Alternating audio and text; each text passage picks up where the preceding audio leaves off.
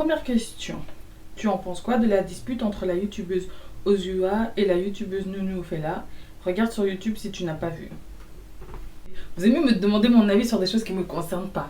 Mais c'est pas grave, je vous donne quand même mon avis. Next question. Est-ce que tu crois que Fally a fait de la sorcellerie pour être connue?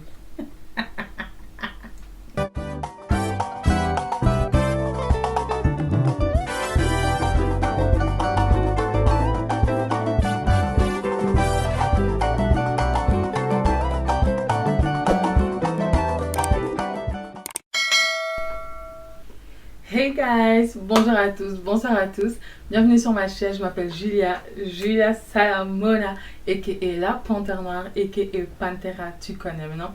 Si tu ne me connais pas, ça veut dire que tu n'es pas abonné à ma chaîne YouTube, donc je t'invite à t'y abonner. Voilà, maintenant que c'est fait, on va pouvoir continuer. Alors j'espère que vous allez bien, j'espère que vous vous portez bien, j'espère que tout se passe bien dans votre life. Moi, de mon côté, ça va. Mais enfin bref, aujourd'hui en fait, on va avoir un petit chit chat, on va un peu discuter, tu vois, entre nous, tous en abisso, ok. So, j'allais parler en anglais, merde. Je vous ai demandé sur Snapchat, en fait, via l'application F3, de me donner des sujets que je pouvais traiter, tout ça, sur lesquels on pouvait avoir une petite discussion. Il y en a qui ont compris ce que je voulais dire par là, qui m'ont donné des sujets. Il y en a qui n'ont pas compris et qui m'ont juste posé des questions personnelles. Mais c'est pas grave, je vais répondre à ce que j'ai reçu. Donc voilà. Avant de commencer, la vidéo aujourd'hui est sponsorisée par Boubou Hair. J'ai reçu du coup cette perruque, c'est une 18 pouces. Sinon, les informations par la perruque sont en barre d'infos. La qualité, elle est archi... mais les mèches, elles sont archi douces, hein, je suis archi choquée. Ensuite, j'ai essayé, je viens d'essayer de bleach la perruque et tout. Et du coup, bah, ça va laisser des traces en fait brunes sur les mèches parce que ça a déteint sur les mèches quoi. Mais yes, j'ai réussi à m'en sortir, je pense. Dites-moi en commentaire ce que vous pensez. Moi, je trouve que je m'améliore de mieux en mieux. Du coup, j'ai reçu cette perruque dans une belle boîte que j'ai écrasée là tantôt. Donc, je ne vais pas vous montrer la boîte parce qu'elle est complètement déchirée. Mais du coup, ils m'ont donné une wig cap. Non, il y en a deux dedans. Et ils m'ont donné une jolie pince noire. C'est toujours utile. Moi, j'aime trop quand les marques qui donnent des petits trucs avec. Mais du coup, voilà, je vais vous laisser avec la suite de la vidéo. Alors, la première question. Tu en penses quoi de la dispute entre la youtubeuse Ozua et la youtubeuse Nounou Ofela? Regarde sur YouTube si tu n'as pas vu. Ça, vous aimez me demander mon avis sur des choses qui ne me concernent pas. Mais c'est pas grave, je vous donne quand même mon avis. Alors, sincèrement, oui, j'ai regardé et la vidéo de Ozua et la vidéo de Nounou Ofela pour dire les choses directement. Comment vous expliquer? Vous voyez moi là. Si tu écris Songi sur Google, normalement c'est ma tête qui doit ressortir. J'ai dit normalement. Normalement. Moi je suis le genre de personne en fait, j'aime trop écouter, j'aime trop regarder, tu vois. Genre quand il y a la police qui passe là, dans la rue là, je suis la première à ouvrir la fenêtre. Quand j'entends des cris, je suis la première à ouvrir la fenêtre. Quand j'entends des voisines qui haussent le ton, je suis la première à ouvrir la fenêtre. Donc quand je vois Storytime là, le titre là, j'ai cliqué. Donc moi j'étais là tranquille, je regardais la vidéo de Ozua, tranquille. J'étais en train de plier mes vêtements, tout ça, dans le plus grand des calmes. Et moi, je savais directement qu'elle parlait de Nounou Ofela, hein, tranquille. Ensuite, je voyais une réponse, j'ai écouté, j'ai regardé, j'ai fait ah bon, oh là là, ah bon. Et c'est tout. Fin de l'histoire. Je dis ça en fait pour, du coup, pour répondre à la question, qu'est-ce que j'en pense? J'en pense rien du tout. Moi personnellement, je suis le genre de personne, je trouve que quand t'as rien à voir dans l'histoire en fait, même si les gens exposent l'histoire, t'as pas à prendre parti, t'as pas à avoir d'avis dessus. Moi, j'écoute pour être au courant, mais après, j'en ai rien à faire en fait. J'en ai strictement rien à faire. Je veux dire, leur dispute, c'est leur vie à elles. Je sais pas pourquoi les gens ils s'investissent en fait dans la vie des gens. Je ne comprends pas pourquoi vous faites ça. Elle, jusqu'à m'a choquée de nous faire qui dit ouais, les gens sont venus m'insulter. Mais faut revoir votre comportement, je suis désolée. Faut revoir votre comportement. Pourquoi vous prenez parti pour telle personne? Moi je regarde, et Nounou Ofela, je regarde ses vidéos, moi j'aime bien. Ozua, je regarde ses vidéos, j'aime bien. Elles sont disputées, j'en ai rien à cirer, c'est leur vie en fait. Et je trouve que vous devriez apprendre à réfléchir comme ça en fait. Et sans directement prendre les choses trop personnellement parce que vous savez pas, vous n'êtes pas dans la vie d'autrui. Même là, en ayant eu les deux parties de l'histoire, on connaît pas toute l'histoire en fait. Il n'y a que elle et Dieu qui peuvent savoir c'est quoi le gros problème, qui est en tort ou pas du tout. Déjà, comment vous pouvez aller insulter une personne et prendre parti pour une personne que vous ne connaissez pas? Demain, tu te retrouves à la rue. On t'a dit qu'elle allait venir t'aider. Moi, je comprends pas. Eh, ça, c'est la vie. Franchement, ça, c'est un truc que je comprendrai jamais. Quels sont les avantages d'être célèbre? Qu'est-ce que j'en sais? Moi, demande ça à Beyoncé. Franchement, on dirait moi, je suis célèbre. Franchement, j'en ai aucune idée. Mais je pense que... Ouais. Je dis j'en ai aucune idée, mais après, je donne quand même quelque chose. Bref. Je dirais le fait d'avoir des colis gratuits. Et sinon... Bah, je pense que quand tu es célèbre, déjà, c'est beaucoup plus facile pour toi de te faire de l'argent. Dans un peu sens où une fille qui ne connaît rien en mode, qui ne connaît rien en business, qui ne connaît rien en je ne sais trop quoi, juste parce qu'elle est connue, parce qu'elle est célèbre, parce qu'elle peut rapporter de l'argent, ben, elle peut travailler avec une marque, avoir une collaboration et avoir sa propre marque. Alors qu'une personne banale va devoir se battre, va devoir... I don't know, je sais pas comment expliquer ça. Tu vas devoir tout faire par toi-même, trouver des ressources pour pouvoir monter ton business, etc. Te trouver des clients par toi-même, alors que toi, tu as peut-être plus de capacité en fait à vendre un bon produit que la personne qui est célèbre. Mais elle, c'est juste, ah, elle est célèbre, elle est jolie, vas-y, on met ton nom dessus. Donc je pense que ça, c'est un avantage. Elle, je sais pas. Franchement, je sais pas. Allez demander ça aux gens célèbres. Alors, j'aimerais bien avoir ton avis sur les relations à distance, vu que tu le vis, et avoir des conseils aussi, s'il te plaît. Ok. Alors, comment vous dire? Moi, je fais partie des gens qui ne croyaient pas du tout en ce qui était des relations à distance. Quand je dis relations à distance, ça voulait dire dans le sens où si moi je suis de Bruxelles, il faut que tu sois de Bruxelles en fait. Je sais même pas comment j'ai fait pour aller me trouver un mec là-bas à Paris. Faut pas me demander, moi-même je me suis dit, ah, tu sors de ta zone de confort, Sista, qu'est-ce qui se passe? Non, mais sincèrement, euh, des conseils. Franchement, moi-même, je suis là, j'apprends. Moi, ce que je dirais, c'est que si tu veux tenir dans un couple et que vous êtes en relation à distance, il faut programmer en fait des sorties ou des moments où vous pouvez vous voir. Après, ça dépend de où. Je veux dire, Bruxelles, Paris, Londres, Paris, c'est pas non plus comme si le mec il habitait en Chine. Donc voilà, il y a moyen de se voir. Mais même avec ça, dites-vous qu'on se voit pas aussi souvent que ça. Donc c'est chaud, c'est archi chaud. Mais je pense que si tu trouves une personne qui est bien avec toi, qui te respecte un minimum, bien un minimum, mais en fait il faut te respecter au maximum, et qui te correspond, je pense que vous avez toutes les chances en fait pour faire que ça réussit. Donc le conseil que je pourrais donner, c'est je dois le mettre, la communication. La communication. Quand il y a un truc qui te dérange, prends sur toi, explique ça gentiment, sans t'énerver. Parce que quand vous vous disputez là à distance, c'est pas le genre en mode vous vous disputez, vous êtes au même endroit, vous pouvez vous voir, un petit câlin, vous discutez vite fait et puis ça s'apaise. Non! Tu vas t'énerver, tu vas pleurer, mais tu seras toute seule dans ta chambre. Et lui, il est de l'autre côté, tu vois, donc c'est chaud. Ensuite, il faut avoir confiance, mais un truc de malade. Parce que moi, vous savez, ce qui me tue, c'est que les gens, ils sont là, ils me sortent des... Ouais, mais comment tu fais? Ton mec, il est en France, t'as pas peur qu'il te trompe, qu'il mène une double vie, je sais pas qu'est-ce qu'on vient me raconter comme bêtises. Et je suis là en mode, les gars.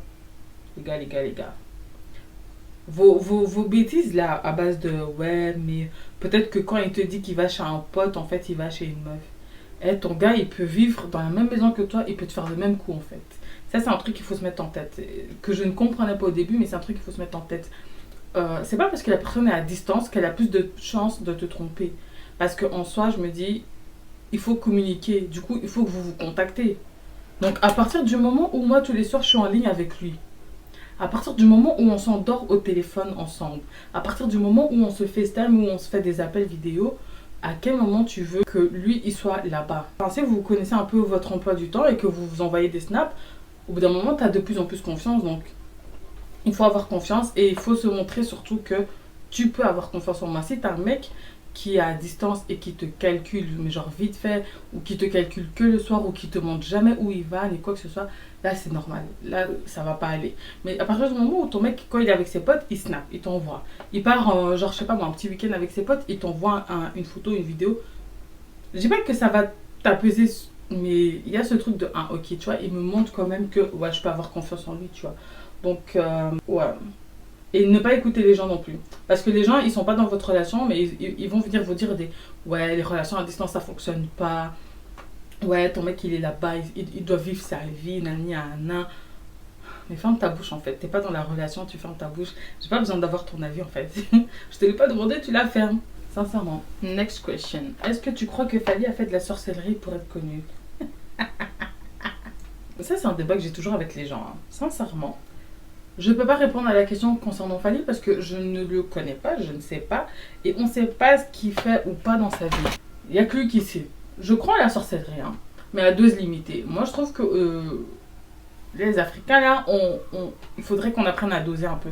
Moi, j'ai l'impression que dans ce monde, en fait, la manière dont les gens parlent des artistes, etc., c'est que, en fait, le succès n'existe pas, en fait.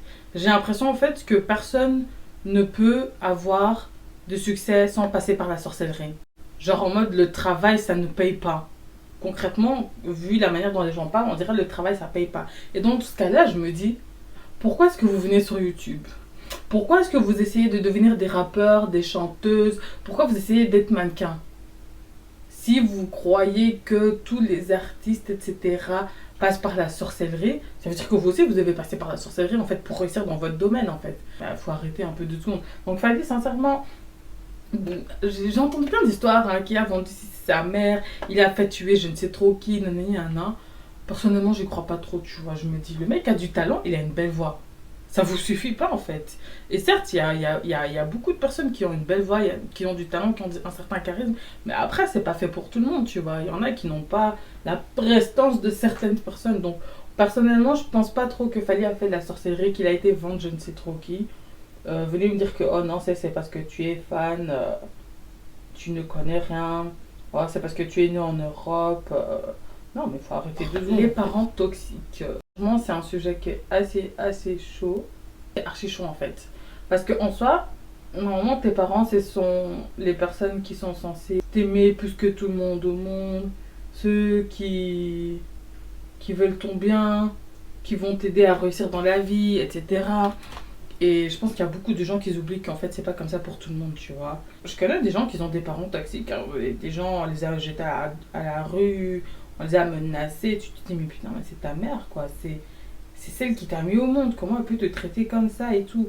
Et c'est vraiment archi chaud. Moi, je remercie Dieu. Franchement, moi, ma mère, ça va aller archi bien et tout. J'ai beau me plaindre pendant mon adolescence, hein, mais tu sais, après, quand tu grandis, tu te dis, mais je me plaignais pourquoi? Certes, elle a fait des défauts, elle a fait des trucs, je ne suis pas d'accord, etc. Mais en soi, sinon, pour le reste, ça va. Il y en a, leur daronne, oh là là. Je me dis, mais je sais pas comment ils font pour être encore là. Non, c'est chaud. S'il y a des gens qui me regardent qui ont des parents toxiques, hein, franchement, je sais même pas quoi vous dire, hein, franchement, je vous souhaite tout le courage du monde. Mais s'il y a un truc que je peux dire, c'est sincèrement, et que j'ai pu observer dans les gens que je connais qui ont des parents toxiques, c'est que des fois, ça a beau être ton sang, mais des fois, t'es même mieux sans les personnes qui sont de ton propre sang. C'est triste, hein, mais pour certaines personnes, c'est le cas. Et des fois, tu t'en sortiras mieux sans tes parents qu'avec tes parents. Si tes parents te maltraitent, si tes parents te traitent pas correctement, qui sont mauvais avec toi, qui te malmènent, si tu as la possibilité de te casser, il faut te casser. Ta santé mentale avant tout. Ta santé mentale avant tout. Si ça ne va plus à la maison, c'est dur, mais tu seras peut-être mieux tout seul. Moi, je comprendrais pas comment tu peux malmener quelqu'un qui est sorti de ton entre-genre, quelqu'un qui est sorti de ton ventre, que tu as porté 9 mois, maltraiter l'enfant de... Moi, c'est un truc que je comprends pas, ça me fait grave mal au cœur. Ça me fait tellement... Aïe, les gars, genre, j'étais en train de parler, ça filmait pas. Et ça m'énerve, ce genre de choses-là, ça m'énerve. Bon, c'est pas grave, next question. Alors, est-ce que tu es vierge ou pas? Pourquoi tu réponds jamais à la question? Je suis balance, pas vierge, j'y ai déjà répondu. Alors, qu'est-ce qui t'a poussé à venir sur YouTube? Ce qui m'a poussé à venir sur YouTube, en fait, c'était que je vivais une mauvaise année. Donc, 2019, en fait, c'était et une bonne année et à la fois, c'était une mauvaise année, dans le sens où le fait d'avoir autant de mauvaises choses, en fait, m'a permis de faire de bonnes choses. Je sais pas si ça a un sens ce que je dis, mais anyways. Donc, ce que je voulais dire par là, c'est que en gros, ben, comme j'avais dit, j'étais en couple avec un mec. Franchement, c'était une de ces relations toxiques. Et j'étais grave perdue. J'étais perdue. Ça n'allait pas. Je sais même pas comment j'ai réussi mon année l'année passée. Les choses ne se passaient pas comme je le voulais. Que ce soit au niveau de mes études ou autre, ça ne se passait vraiment pas comme je le souhaitais. Et j'étais un petit peu perdue en fait. Et j'avais l'impression que, en fait, je foutais rien de ma vie. Parce qu'en soi, donc depuis l'année passée, je suis étudiante à London South Bank University, donc à Londres. Et en gros, on a 2 à 3 jours de cours par semaine. Et comment vous dire que 2 jours. Moi, je m'amusais à faire des 2 jours, je suis à Londres, et le restant du temps, je suis à Bruxelles, en fait, où j'étais à Paris. Et après, il y avait également beaucoup de congés, des choses à faire par soi-même, etc. Franchement, j'étais pas à fond dans mes études et tout, j'étais plus à fond dans ma relation toxique qu'autre chose. Et ça me bouffait en fait. Il me prenait toute mon énergie. Je sais pas comment vous expliquer ça, mais il me prenait vraiment toute mon énergie. C'est un jour t'es heureuse, l'autre jour il te met plus bas que terre, ensuite il te met la faute sur toi et t'es là en mode ah quoi, comment, je comprends pas. Ensuite vous avez l'air heureux, ensuite il t'invite à manger, ensuite il te demande de le rembourser, ensuite ça, ensuite il t'accuse, ensuite il est méchant avec toi. Et au lieu de juste quitter cette relation-là, je restais dedans, je forçais, je ne sais même pas ce que je voyais dans cette relation-là. Et les mois passaient, les mois passaient. Ah, mois de mars, vraiment, j'étais plus bactère. Franchement, au mois de mars l'année passée, j'étais plus bactère. Mois d'avril, je me suis relevée, je l'ai pardonné pour tout, comme une bête go, et je suis retournée vers lui.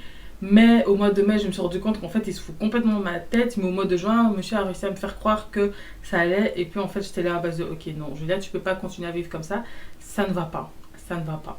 Fais quelque chose, occupe-toi et une passion. Parce que contrairement, je ne dansais plus, je ne faisais plus rien. Et je me suis dit, en vérité, j'ai besoin de m'exprimer, j'ai besoin de parler, j'ai besoin de raconter toutes les galères que j'ai connues, j'ai besoin de tout faire ressortir. Pas en mode ça va devenir mon journal intime, mais je sais pas, j'avais vraiment besoin de parler. Et je pense que c'est vraiment plus ça qui m'a poussée à finalement me lancer sur YouTube. Je me suis dit, au stade où j'en suis, on m'a cogné, on m'a étranglé, on m'a arraché ma perruque, on a été violent avec moi, on m'a insulté de tous les noms possibles. J'ai plus peur. Sincèrement, je me suis dit non, là, à ce stade-là, j'ai plus peur. Je vais venir sur YouTube, je vais dire ce que j'ai à dire. Et si ça plaît pas à quelqu'un, j'en ai strictement rien à faire. J'étais arrivée vraiment à un stade de je m'en foutisme. Que je vous dis que j'ai posté mes vidéos, j'ai prévenu personne, j'ai fait des trucs en somme, j'ai acheté mon matal. Bam, je me suis mis, j'ai dit voilà, j'en ai besoin, je vais le faire. Et ça m'a. Je me suis dit ok, finalement, quand tu veux quelque chose, tu peux le faire. Donc, bizarrement, bah, le fait d'être venu sur YouTube, il a fallu énormément de courage pour que j'ose mettre ma tête, moi qui n'avais pas spécialement confiance en moi. Et ma colle, elle est en train de sécher là, attendez. Voilà. C'est vraiment, je pense, le fait d'être mal qui m'a vraiment poussé à venir. Je dis pas que si vous avez des problèmes de couple, que si vous avez je ne sais trop quel problème, vous devez venir. La solution, c'est de venir sur YouTube. Je dis pas ça. Mais je dis juste que moi, c'est, je pense, quelque chose dont j'avais besoin de venir d'expliquer mon parcours, de venir d'expliquer ma vie, de faire ce que j'ai envie en fait, peu importe les critiques, et de me prouver à moi-même que je peux passer au-dessus de beaucoup de choses en fait. Parce que sincèrement, quand je vous dis que on m'a attrapé, on est venu m'insulter gratuitement comme ça et tout, mais vas-y en fait. Finalement, j'étais fière de moi et de toute façon, ça m'a rendu fière de moi. Je suis arrivée à un stade où je me dis, oh, tout ce que j'ai envie de faire, je peux le faire. Tout ce que j'ai envie de faire, je peux le faire. Peu importe qu'on me critique ou pas, ce qui nous tue pas nous rend plus fort. Donc, tout ce que j'ai envie de faire, je vais le faire et je vais y arriver. Franchement, moi, c'était ça. YouTube t'a permis d'avoir plus d'amis? No. Ça m'a permis par contre de voir à quel point les gens sont hypocrites et à quel point les gens aiment trop gratter, même quand il n'y a rien à gratter en fait. Il va falloir que je me refasse un stock de Fenty Beauty parce que et mon stick, et mon fond de teint, et mes poudres, J'ai vu que tu étudies à Londres. Comment vas-tu faire pour tes études suite au coronavirus? Tu retournes à Londres ou pas? Courage ma belle. Merci beaucoup. En gros, déjà je suis obligée de retourner à Londres parce que même si je paye plus mon loyer, en fait j'ai des affaires encore là-bas dans mon cote. Si je peux dire ça comme ça, ouais. J'avais pas prévu de rester sur Bruxelles, c'était pas dans mes plans en fait, pas du tout. C'est vraiment genre juste pour ceux qui le savent pas, je l'explique en bref. J'avais de la fièvre, tout ça, ils ont dit ouais, reste chez toi pendant 14 jours. Je pensais pas avoir le corona, rien du tout. On a été plusieurs à qui on a dit vous devez rester chez vous à la maison. Moi je me dis bon, on tracasse comme vous voulez pas de moi à l'école. Je rentre à Bruxelles vite fait. Je suis venue ici, bam, les symptômes se sont aggravés. Je suis restée bloquée dans ma chambre du coup. Et ensuite il y a eu le confinement. Donc j'ai même pas eu le temps de faire A, B, C, d'aller récupérer mes affaires d'école, prendre quoi que ce soit, d'aller prendre ma tablette. J'ai même pas eu le temps parce que on nous a déclaré le confinement. Ils ont dit l'école ne reprend pas avant septembre. C'est mort, vous allez finir votre année scolaire dans votre chambre. Clairement, c'est ce qu'on nous a dit. Peu importe les nouvelles, à moins qu'il y ait un vaccin, à moins qu'il y ait un miracle, ils ont dit vous allez finir votre année scolaire en fait dans votre chambre. Une année scolaire, ça coûte 9200 pounds en fait. Que tu rembourses quand tu travailles, et que par année tu gagnes au-dessus de 25 000 pounds, ok, mais ça coûte quand même 9 200 pounds, on est à 10 000 euros. Je ne vais pas dépenser 10 000 euros, déjà que je trouve que c'est archi cher, donc je ne vais pas, en fait, moi c'est juste là où ça me dérange. Concrètement, là, cette année, mon année scolaire, ça a été genre dans ma chambre, tu vois, pour 10 000 euros. Franchement, 10 000 euros, quoi. Franchement, je ne sais pas, je vais voir parce qu'ils nous parlent de, soi-disant, l'année prochaine, à moins qu'il y ait une solution qui soit trouvée, il y a de très grandes chances, ils nous disent que on soit obligé d'étudier encore à distance ou d'avoir des cours en ligne comme ça, en fait. Et c'est là que je me dis, ok, mais jusqu'à quand, en fait? Mais je vais pas payer 10 000 pounds en fait pour faire des choses comme ça en fait. Dans ce cas-là, autant que je trouve une formation ou un truc, je veux bien, c'est pas de leur faute. Hein. Ça, ils sont archi gentils. Et vous savez qu'ils nous contactent hein, avant les vacances de Pâques et tout. Genre, ils ont fait que m'appeler pour savoir si j'allais mieux, si j'étais malade, si j'étais hospitalisée, si je respirais bien ou pas. Vraiment, ils sont au taquet en mode ouais, qu'est-ce que t'as besoin? On va t'envoyer tes cours par la poste, t'inquiète, tu vas rien payer. Ils sont super, super. Je sais pas comment expliquer ça, mais vraiment, ils sont là quoi. Ils sont vraiment genre là pour les étudiants. Ça, c'est. Ça bouge pas. Je kiffe cette université, franchement. Mais bon, d'un autre côté, 10 000 euros pour être dans ma chambre à Bruxelles, franchement, ça va 2 secondes, tu vois. Je vais voir, en fait, au mois d'août, ce qu'il en est, en fait. Là, je peux pas me prononcer, parce que même eux, ils sont sûrs de rien du tout. Même eux, ils galèrent. Enfin, je veux dire, c'est pas facile. Genre, j'ai une fille du même département de moi, on a quelques cours ensemble. En fait, la go, elle est venue de l'Afrique du Sud. Elle est venue de l'Afrique du Sud, elle est arrivée, genre, Elle est arrivée quand? Elle est arrivée, genre, le 12 février, un truc comme ça. Parce que les 2 premières semaines, on n'avait pas spécialement cours. Donc elle est arrivée genre vers le 11 février, un petit truc comme ça. Et la go, elle a dit elle est trop deg parce qu'elle a eu genre un mois de cours. Même pas, elle a eu 2 semaines de cours. Et elle aussi, elle avait de la fièvre. Elle a aussi chopé le corona. Et on lui a dit de rester chez elle. Donc elle-même, elle a même pas pu prendre l'avion pour rentrer chez elle ni quoi que ce soit. Parce que c'était tendu, tu vois. Personnellement, si je vois qu'on va continuer à avoir des cours en ligne, je reste sur Bruxelles. Je reste sur Bruxelles parce que ça va clairement me servir à rien d'aller payer un loyer alors que je peux vivre chez ma mère, tu vois, ça me sert strictement à rien. Donc après, concernant les cours, franchement, c'est la catastrophe. J'ai full raté des trucs. Je suis en retard sur full de trucs. J'essaye de pas trop me casser la tête parce que à force ça me donne mal à la tête en fait. Tu sais, au bout de 30 minutes, t'as envie de t'endormir. Elle est là en train de parler. Today's topic. Oh, je ne sais pas comment ça va se passer. En tout cas, on essaye de pas trop se mettre des pressions. Moi, je suis quasiment sûre à 80% que cette année pour moi elle est ratée. C'est pas genre en mode j'ai pas envie de faire des efforts ou quoi que ce soit en fait. Hein. Pas du tout, pas du tout, pas du tout en fait. Mais c'est juste la manière en fait dont tout a été fait en fait. Tellement ils étaient pas programmés pour, ça nous met tous dans la merde. Alors sachant que moi j'ai raté 5 semaines de cours, qu'ensuite on a eu les vacances de Pâques et que là maintenant de nouveau j'ai cours, c'est tendu. En gros on est tous dans la merde quoi en fait. On est vraiment tous dans la merde. Il y en a plein de la classe qui ont dit non mais écoutez, moi je vais me désinscrire, hors de question que je paye alors que je sais que mon année elle est archi foutue tu vois. Donc c'est chaud, on sait pas comment ça va se passer. C'est vraiment surtout pour les étudiants, parce que pour ceux qui ne savent pas, en Angleterre, en fait, tu vois, tu peux commencer en janvier. Donc tu commences en janvier, tu finis au mois d'août. Et en gros, tous les étudiants qui ont commencé en janvier, pour nous, c'est la merde. Parce que cette année, l'année scolaire, elle a commencé genre le 29 janvier. Concrètement, on a commencé à avoir des cours vers le 10 février, un truc comme ça. Et on a eu qu'un mois de cours. Moi, j'ai eu qu'une semaine de cours, concrètement, tu vois. Mais les autres, ils ont eu genre un mois à 5 semaines de cours. Maintenant, pour le reste, ta scolarité, c'est chez toi. Et là, c'est tendu. Alors que les autres qui commencent en septembre, qui ont commencé en septembre ou en octobre, qui finissent du coup au mois de mai, pour eux, ça va encore, tu vois. Ils ont eu le temps de faire leur année scolaire, mais nous, on n'a pas eu ça. On a eu 4 semaines, 5 semaines de cours, bam, Corona nous a attrapés, tu vois. Et du coup, genre pour tous ceux qui ont commencé en janvier, ça a rendu le truc beaucoup plus compliqué. Donc on essaye de soutenir et tout, on s'envoie des messages, ouais, est-ce que toi tu arrives à faire ça, est-ce que toi tu comprends ça, toi tu comprends pas, on envoie des messages et tout, mais c'est tendu. Le sujet, c'est être noir sur YouTube, événement où on n'invite pas les noirs, des avantages, pas assez payés par les marques. Hein. Ça, je pense que c'est une personne qui a compris la question de base, c'était de me donner des sujets à traiter. Du coup, à ce sujet-là, franchement, c'est pas que j'ai pas grand-chose à dire, mais pour moi, le truc, en fait, c'est que c'est simple, pardon.